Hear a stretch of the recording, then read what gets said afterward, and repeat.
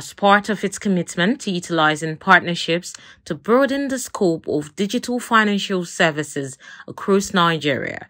FirstBank hosted the 6th edition of its Fintech Summit, which discussed the theme Banking on Partnerships. The event brought together renowned subject matter experts, innovators, and industry leaders from around the world to explore the latest trends and advancements in financial technology. In his opening remarks, the CEO of FirstBank Group, Mr. Olusegun Alebiosu, described the event as an opportunity to foster partnerships that can unlock new possibilities for a resilient financial system. FirstBank Fintech Summit 6.0 is more than a conference. It's a catalyst for change. We aim to foster partnerships, spark creativity, and drive progress. We believe that by working together, we can unlock new possibilities and create a more inclusive, resilient, and innovative financial ecosystem. Without further ado, I declare the FirstBank Fintech Summit 6.0 officially open. Delivering the keynote at the event, Mr. Emmanuel, the founder of TAB Global, provided insights on banking on the future, how strategic partnerships can foster innovation and growth. The world has been moving in technology terms from platforms to a high degree of personalization. So some of you as fintech players, you want to ace the world as platform players. Platforms have several rules. Platforms is a winner-takes-all industry. Platforms are funded by venture capitalists who have all the money in the world to burn until you dominate that space. Personalization has a different set of rules. It's governed by the rule of customer-level profitability, customer-level ownership, and customer-level relationships. We are moving into that world, and in that world, there is no institution that's the winner. It's the end user who is the winner. And the rest of us as institutions, as service providers, have to figure out how we are going to function in that world of that individual. There has been so many technologies that have transformed the world to what we are today. Just looking at the list from 2007, when Facebook and YouTube and so on were first introduced, and how they have changed our lives. But even during that period of time, technologies like VMware, Hadoop, Watson were the precursors to AI as we know it today and the way in which it's being delivered globally. And today, we have already AI, the metaverse. Even simple things like battery life of your phone has been changing. It has been increasing, which means that your humble mobile device is being able to do much more than it did before. Imagine how much power it's giving to the individual to own the relationship and transact with all of the service providers around them. There is something that I want to say to regulators.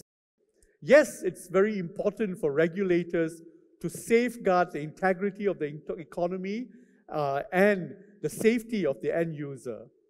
All of the possibilities that I've spoken about, they also come with immense risks because it opens up data, it opens up institutions to all kinds of frauds that can take place. But at the same time, regulators have to figure out a mechanism by which they follow the innovation rather than lead it. Don't try to protect something that is going to go away anyway. Start to embrace the future that is coming, even if you are unclear about what it's going to be. Why is banking beautiful? Tomorrow, it's because it's about the end user. Today, it's because it's about your customers, your relationship with your customers. And that relationship shows on your balance sheet. Mr. Olatubosun Alake, the Lagos State Commissioner for Innovation, Science and Technology, representing the governor, shared how the state is deploying technology to address socio-economic issues. In security, we have deployed over 450 intelligent video surveillance cameras for traffic and security monitoring. Subsequently, we are going to have other intelligent transport systems such as red light cameras, speed cameras, which has actually started. In e-government, we are unifying Lagos State's disparate architecture across different ministries so that we have a singular window for government services for citizens. In startup enablement, we have funded over 70 startups across fintech, construction tech, agri-tech, climate change, and circular economy. And we funded about 75 R&D projects with 2 patents awarded in Lagos State. In the regulatory environment, we are formulating the Lagos Innovation Bill that seeks to incentivize innovation and R&D in the private sector. We are all aware that we cannot do the aforementioned alone. We need partners such as yourselves in the private sector, banks, tech companies, and investors to help us build that ecosystem that drives innovation and empowers our people. I want to thank FirstBank once again for organizing this summit and for their continued commitment to innovation and growth in Nigeria's financial sector. To all of you here, thank you for your commitment, your passion, and your vision. Let us make today count. Let us make it a milestone in our journey towards a stronger, more resilient, and more inclusive economy. The event featured robust panel sessions that explored topics like scaling for success, building strong alliances between bank and fintech, the practicality of integrating new systems with legacy infrastructure, and from seed to scale, investor insights on green fintech startups.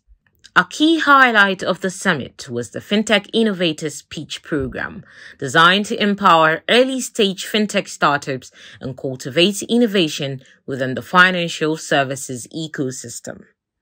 Mr. Olusegun Alebiusu and Lande Atere, Chief Customer Experience Officer, FirstBank of Nigeria, speak further on the Fintech Summit and prospects for deepening financial technology. The ecosystem is large, and there's need for collaboration and partnerships. Indeed, we've seen in the market that it's just like automobile, right? Where somebody produces tires, somebody produces the engines, somebody produces the doors. So also tech these days, we're saying partnership, right? So that we can all work together to advance technology in the financial space. And you have seen, I'm sure you've seen changes in the market.